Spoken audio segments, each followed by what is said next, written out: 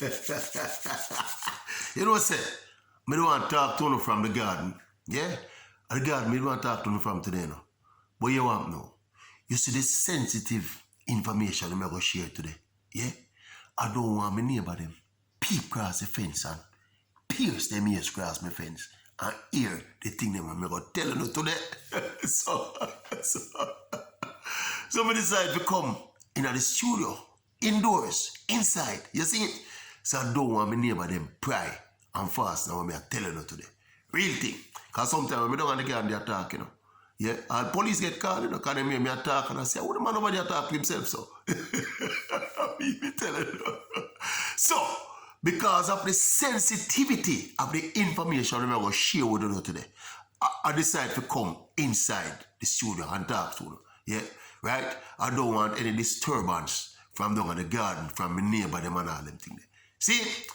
But anyway, as we head into the 2022 athletic season, see, you don't know, the dust is hardly settled.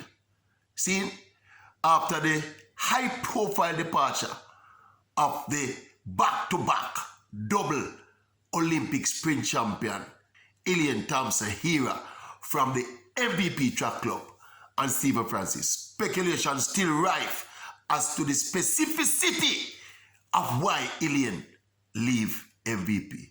Yeah, you hear my theory already? Yeah? Come back down to the... You understand me? But we're going to get into that. We're going to get into that. But watch a trend though. Watch a trend. And based on the trend, the question that we must ask, you know, is this the beginning of the end of MVP as we know it? And of Stephen Francis as we know him? You understand me? You realize how, you know the reputation of Stephen Francis. He's developed this reputation as uncompromising, unrelenting. You know Stephen Francis' reputation. Even arrogant. See, in the way he does his thing. His way or the highway. I'm trying to understand that.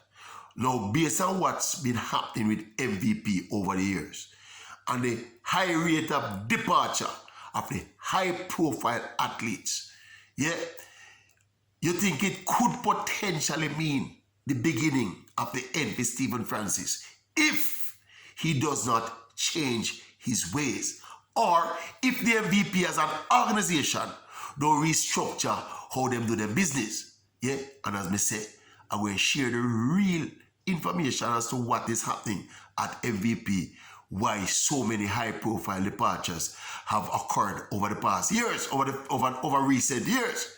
See, but if you think about it, think about some of the people who leave MVP. As it is now, you know, Elaine is gone.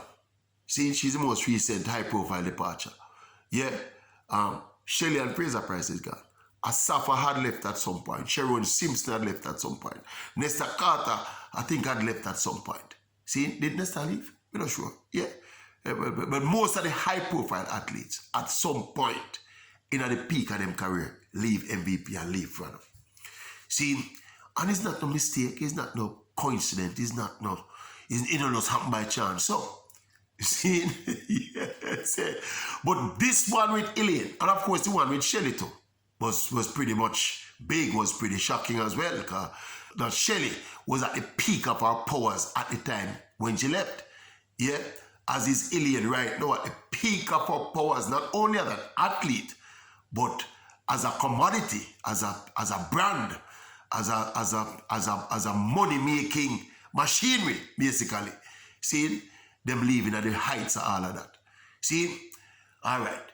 Here, what me understand is the problem, though. And this is new information, you know, from my impeccable sources, you know. See, as me said, this is what me never want to talk. I make nobody hear, but me going to share it to you, know. What me understand happen, what obtains at MVP, is that the athlete, most of these athletes coming at MVP as unknowns, you know, as basic unknowns and people who have potential, but when they come there, they are not stars, so they're not earning any money.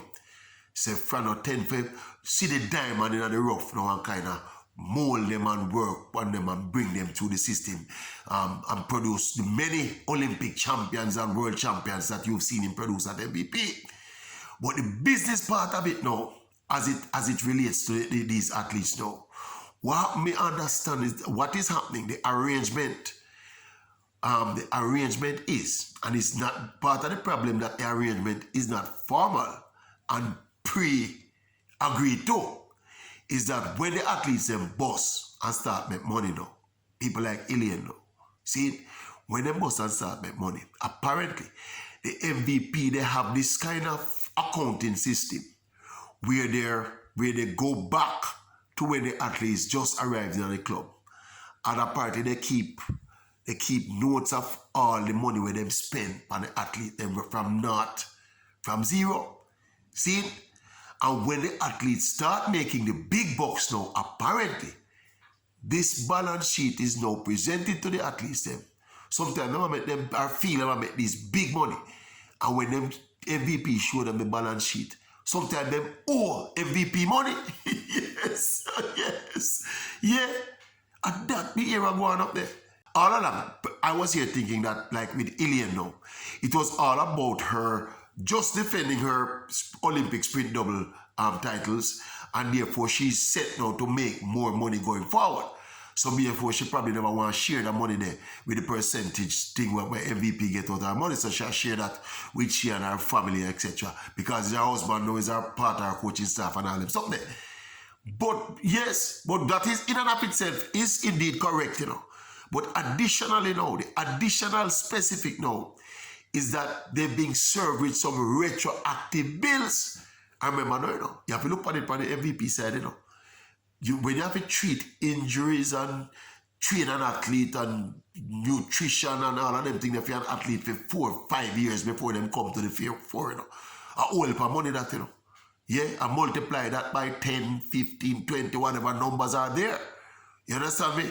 So their method of recouping the money now is that when the athletes break out and start earning money now, they present them with the balance sheet and say, see there, no, let me just, maybe you see that they present them with the balance sheet, itemizing all of the money where they spent on them over the years. And say, when we work the balance now and do the maths, yeah, it's like you're still owing some money. So me say the athletes, them over the years, anytime they're hit with that reality, that is where you get the backlash, so to speak, and the athletes them, yeah, lift up. so, who you blaming in that regard now? Do you blame the athletes, see, for seeking to protect their personal interests and trying to maximize their earning power? Or you blame MVP? You see, my theory is, when I heard about this particular specific, you know, I thought to myself, say, but MVP would not have a problem if them come up front. I can't remember now, you know, in a them period when the athletes them knew, see, they're pretty much desperate to make it. See, so if you present them with a contract with all of that written in, say, yo, whenever you become prominent, if and when you become prominent and become a money spinner, we will have to recoup all we spent on you. If you put that in the fine print and put it on the contract, you know, even if they read it, because they're so desperate at the time, I think they would have still signed it. See, but apparently now, when it gets snuck up on the athletes like a thief in the night, now, the resentment is there and them say, no, man, no. You understand me? But the question is now, will it be business as usual as MVP? MVP have Sherika left round, you know, of the big three that you saw at the Olympics now. Obviously, Fred and I are going to be zooming in and now preparing Sherika now to try and topple Elaine and Shelley. That is how Fred operate from a coaching perspective, and obviously from an egotistical perspective. Fred we want to prepare Sherika now to beat Shelley and Elaine. See, we don't know if it will work. See, but Sherika is basically next in line. And also, Frano has this knack of unearthing diamonds from the rough. Yeah? You just pluck somebody out of obscurity, and in no time you see them become big world beaters and superstars. Eh? No, but if this cycle will continue, where every time they get to a point to maximize earnings, the athlete then will pick up them marbles and run. Then MVP, something we have to give. Frano is not known to give and to compromise and to make them kind of deals, you know. But if this thing continue, the MVP going eventually go under. because it's a money-making business. I'm not market. They have other streams of income, you know, because they are paid by shoe companies and all of them something. You know. So there are other streams of income. But I think the investment in the young athletes to bring them to the fore, see, is a big part of their revenue stream. If that part of the revenue stream will continue to get interrupted by instances as happened with Shelly now, as is happening now with Elaine, then MVP will have to change something. Eh? You will bet $1 and if you're not changing anything. Eh? You will bet $1. Shh, you don't want nobody here. But you will bet $1. Eh? This should be very interesting going into the World Championships in Oregon in 2022 and beyond. What does Frano have in store? Eh? Boom, bang. Shh.